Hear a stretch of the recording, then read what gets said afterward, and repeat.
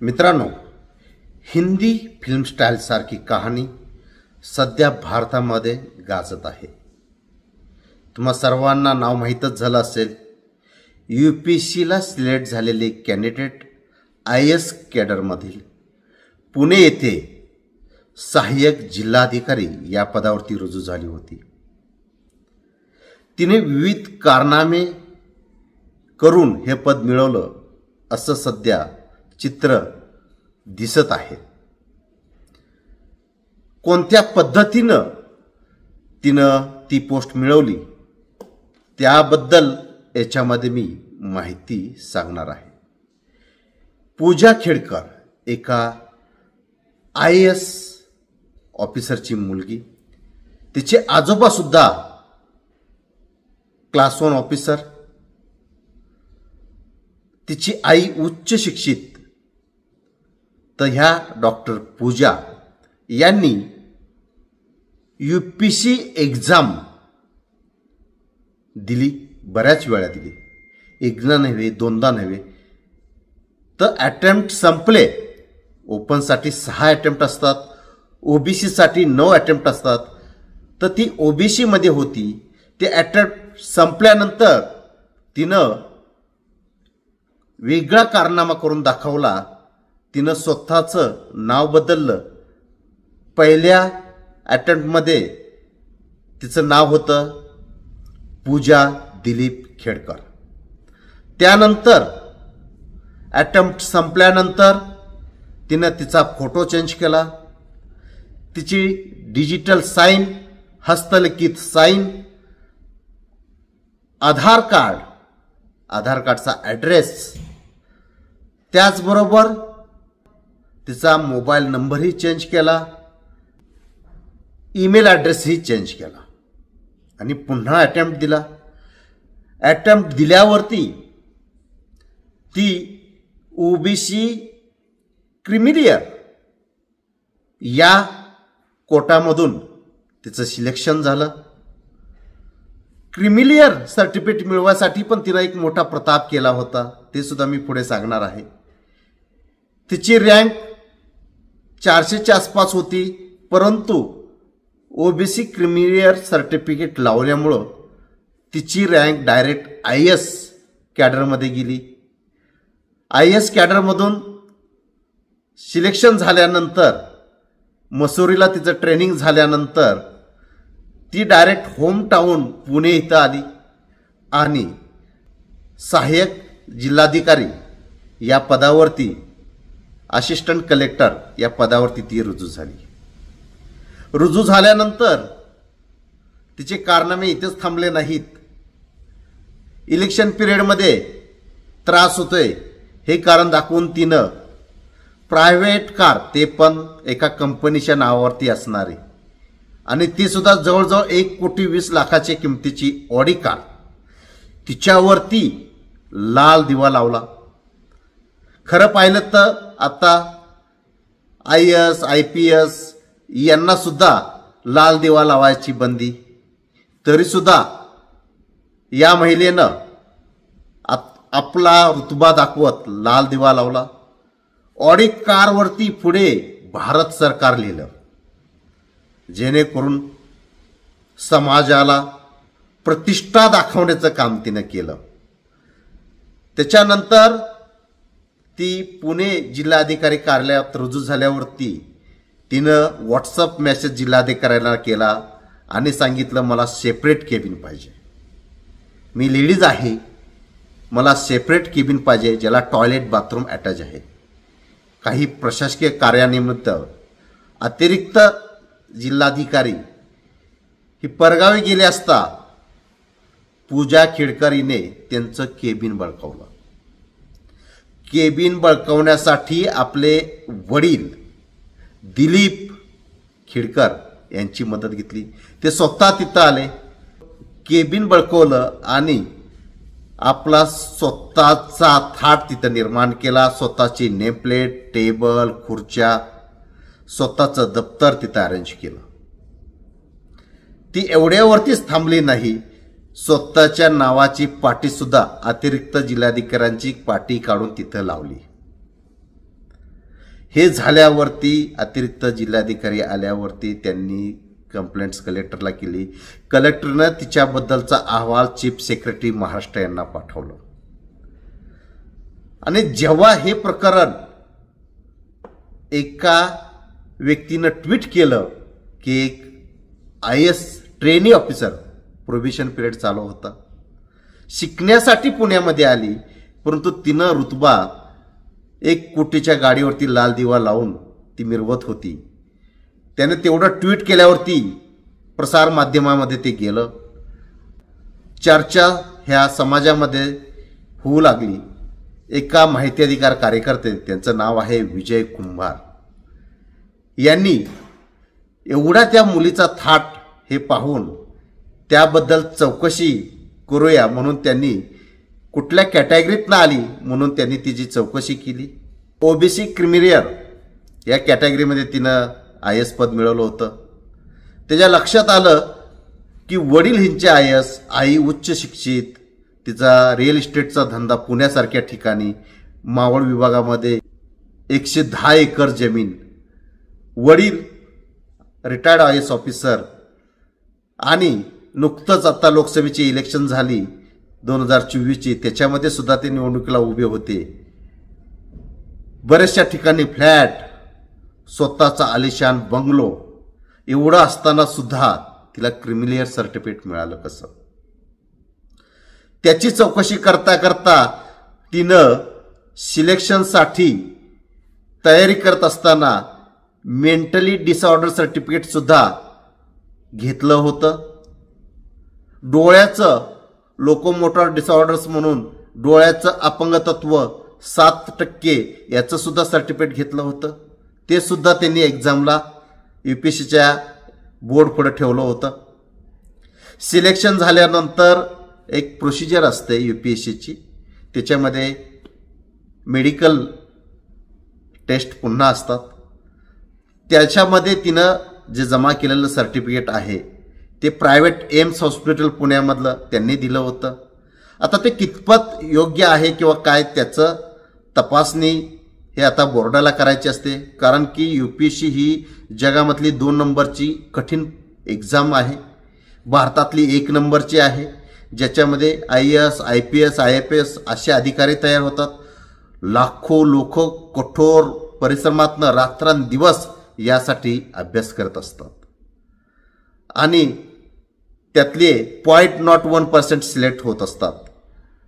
अशा ह्या कठीण एक्झाम पास होण्यासाठी कडी मेहनत मुलं घेत असतात आणि ती पास झाल्यावरती UPSCचं बोर्ड त्याच्यावरती पुन्हा रिव्हेरिफिकेशन करत असतं. स्वतःचं पॅनल त्यांचं असतं. मेडिकल टेस्ट असतील तर त्या मेडिकल टेस्ट केल्या जातात. तर ह्या पूजा दिलीप खेडकर यांना टेस्टसाठी 6 वेळा बोलवलं मेडिकल चेकअपसाठी, त्यांनी दिलेलं दिव्यांग सर्टिफिकेट व्हेरीफाय करण्यासाठी. परंतु मॅडमने कोरोना काळ, विविध काळ, आजारपण इत्यादी कारणं सांगून टाळली. UPSCनं रिव्हेरिफिकेशन केल्याशिवाय त्यांना पोस्टिंग देणं कितपत योग्य आहे याची सुद्धा कल्पना तुम्ही करू शकता. त्या रुजू पण झाल्या आणि पुण्यासारख्या ठिकाणी रुजू झाल्या. एवढ्या महत्त्वाच्या ठिकाणी सुद्धा त्यांना पोस्टिंग मिळालं. राजकीय प्रभाव असेल किंवा त्यांची क्वालिटी असेल त्याच्यावरती मी काही भाष्य करू शकत नाही, इच्छितही नाही. अशा पद्धतीनं ती पुणे येथे रवाना झाल्यावरती जे तिने कारनामे केले त्याच्यावरती अहवाल कलेक्टरने पाठवला चीफ सेक्रेटरीकडे. तर या मॅडमने कलेक्टरला 15 दिवसानंतर प्रकरण अंगलट येत आहे म्हणून त्याच्या विरुद्ध पुन्हा कंप्लेंट रजिस्टर केली की मला जिल्हाधिकारी हेतुपुरस्सर त्रास देत आहेत, ते पण 15 दिवसानंतर. त्याचा काही उपयोगी होणार नाही लॉमध्ये आणि हक्क आहे त्यांचा जर झाला असेल तर चौकशी होईलच. परंतु ज्या वेळेला एका माहिती अधिकाऱ्याने माहिती घेतली OBC कॅटेगरीमध्ये क्रिमिनियर सर्टिफिकेट वापरून IAS दर्जा प्राप्त केलेला आहे त्याबद्दल माहिती घेतली. IAS वडील, आई उच्च शिक्षित, त्यांचे दादा कलेक्टर म्हणतात, डोंट नो काय त्यांचं हे आहे. परंतु अशा परिस्थितीत सुद्धा त्यांनी ही संपूर्ण क्रिमिनलची सर्टिफिकेट काढलेली होती. ज्या वेळेला विजय कुंभार यांनी याची माहिती घेतली त्यावेळेला त्यांच्या लक्षात आलं ही तर ऑलरेडी हिच्या नावामध्ये ज्या वेळेला 2019ला प्री दिली होती त्यावेळेला तिचं नाव होतं पूजा दिलीप खेडकर. तिने सर्व अटेम्प्ट दिले होते आणि अटेम्प्ट संपल्यानंतर आता आपल्याला UPSC करता येणार नाही, एकच पर्याय आहे नावात बदल करणं. तिनं नाव बदललं, नाव ठेवलं पूजा मनोरमा दिलीप खेडकर आणि त्याच्यानंतरही 2 अटेम्प्ट दिले आणि 2 अटेम्प्ट नंतर ती पास झाली. परंतु UPSC बोर्डाच्या व्हेरिफिकेशनमध्ये सुद्धा ती पास झाली. एवढी मोठी बोर्डाची एक्झाम, एवढी मोठी भारतातली सगळ्यात श्रेष्ठ एक्झाम आणि त्या बोर्डाला सुद्धा तिनं फसवलं. बोर्डाला फसवलं त्याच्यानंतर जेव्हा हे प्रकरण उघडकीस आलं की तिचे अटेम्प्ट संपून सुद्धा तिने एक्झाम दिलेली आहे त्यावेळेला UPSC बोर्ड खडबडून जागं झालं आणि UPSCनं तिला बोलवण्यात आलं. व्हेरिफिकेशन केलं तर लक्षात आलं तिनं तिचं नाव बदललं, तिचा ॲड्रेस बदलला, विविध प्रकारचे सर्टिफिकेट घेतले. त्याचबरोबर तिनं क्रिमिनल सर्टिफिकेट घेतलं लाखो रुपयाचं उत्पन्न असताना आणि हे दाखवण्यासाठी तिनं वडिलांचा घटस्फोटही केला. कारणही त्याचं काही पिन होल आहेत त्याच्यामध्ये क्रिमिनल सर्टिफिकेट मिळवण्यासाठी. त्याचं अशी स्टोरी आहे त्याची. ते कोणाला सर्टिफिकेट मिळतं तर ज्यांच्या आईवडिलांचं वार्षिक उत्पन्न 8 लाखाच्या खाली असेल त्यांना.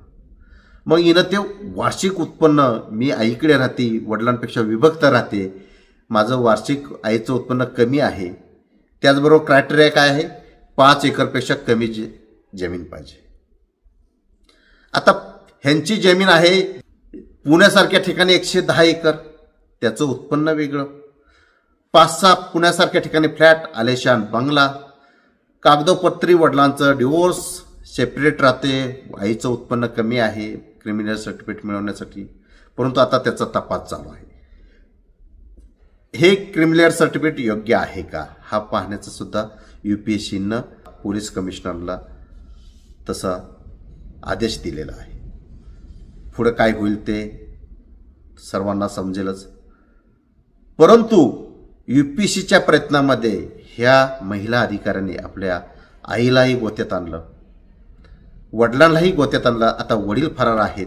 आईवरती मावळ तालुक्यामध्ये रिव्हॉल्वर दाखवून धमकवण्याचा, जीवे मारण्याचा प्रयत्न केला म्हणून गुन्हा दाखल आहे, त्यासुद्धा पोलीस कोठडीमध्ये आहेत. अशा तऱ्हेनं अख्ख्या आलेशान बंगल्याला आता लॉक लावलेला आहे. पोलीस सध्या पूजा मनोरमा दिलीप खेडकर उर्फ पूजा खेडकर यांचा तपास चालू आहे. त्यांनी त्याच्यावरती FIR दाखल केलेली आहे. त्याचा तपास होईल, त्यांना निलंबित होईल, त्यांच्यावर कारवाई होईल, पुढे कोणत्याही त्यांच्यावरती कारवाई होतील. परंतु ह्या अनुषंगानं असं उघडकीस आलं आहे की बरेचसे विद्यार्थ्यांनी जे आता IAS आहेत, IPS आहेत, 2015-16 पासून काही IPS अधिकाऱ्यांनी पुन्हा एक्झाम दिली आणि क्रिमिनल सर्टिफिकेट जोडलं आणि IAS कॅटेगरीमध्ये गेले. अशी सुद्धा काही लोक आहेत. आता UPSC बोर्डानं निर्णय घेतलेला आहे की सर्वांचं व्हेरिफिकेशन करणं आणि ते करणं गरजेचं आहे. कारण की जे खरेच गोरगरीब आहेत त्यांची मुलं, त्यांचे सुद्धा आईवडिलांची स्वप्न असतात की आपला मुलगा कलेक्टर व्हावा, IAS व्हावा. तर त्यांच्या जागा ॲक्च्युली क्रिमिनल आहेत, नॉन क्रिमिनल नाहीत, त्यांनी बळकावले आहेत. अशी काही उदाहरणं आहेत की ज्यांचे आई वडील IAS IPS आहेत. काही IPS अधिकारी आहेत, त्यांनी सुद्धा पहिले 2-3 वर्ष IPS आहेत, नंतर IAS कॅटरमध्ये गेले, क्रिमिनल सर्टिफिकेट जोडलेलं आहे. असे बरेचसे ऑफिसर्स या भारतामध्ये आहेत आणि त्या सर्वांचा पर्दाफाश होणं गरजेचं आहे. तुम्हाला एक कळकळीची विनंती आहे की असे काही एक्झाम दिलेली लोक असतील तर त्यांची माहिती घ्या. त्यांच्या नावावरती किती प्लॉट आहेत, किती जमिनी आहेत, त्याची वार्षिक उत्पन्न किती आहे, ते एलिजिबल आहेत का. खूप सोपं आहे. IT रिटर्न्स दाखवायचं आणि सर्टिफिकेट मिळवायचं, परंतु रिअली ते सर्टिफिकेट देताना ते व्हेरिफिकेशन होणं गरजेचं आहे की ह्या लोकांच्या प्रॉपर्टी एवढ्या आहेत का. क्रायटेरिया खूप आहे. 5 एकरपेक्षा कमी, उत्पन्न 8 लाखापेक्षा कमी, 900 स्क्वेअर फूटपेक्षा फ्लॅट कमी असणं गरजेचं आहे. परंतु ह्यांचे अवाढव्य जमिनी, अवाढव्य बंगले, भरपूर फ्लॅट, स्थावर मालमत्ता, हार्ड कॅश करोड रुपयाचा, हे असताना सुद्धा ह्यांना क्रिमिनल सर्टिफिकेट मिळतं कसं, हे पाहणं गरजेचं आहे. इकॉनॉमिकली विकर सर्टिफिकेट घेतात. आर्थिकदृष्ट्या दुर्बल आहे म्हणून त्यांना बाबासाहेब आंबेडकरांनी घटना लिहिली. त्याचं कारणच हेच आहे, काही आर्थिकदृष्ट्या दुर्बल असतील, मागासवर्गीय असतील तर त्यांची आर्थिक परिस्थिती सुधारावी. परंतु अशी अवस्था झालेली आहे, जे IAS IPS आहेत त्यांचीच पुन्हा कॅटेगरी पुन्हा नॉन क्रिमिनलमध्ये जाते. आर्थिकदृष्ट्या दुर्बल कसे राहतात, सरकारी नोकरदार असून सुद्धा, हे संशोधनाचा विषय आहे. कुठंतरी पाणी मुरतंय. यासाठी तुम्ही जागृत राहणं गरजेचं आहे. आणि स्पष्ट आहे, बऱ्याचशा अंशी हे सर्टिफिकेट ऑनलाईन असतात.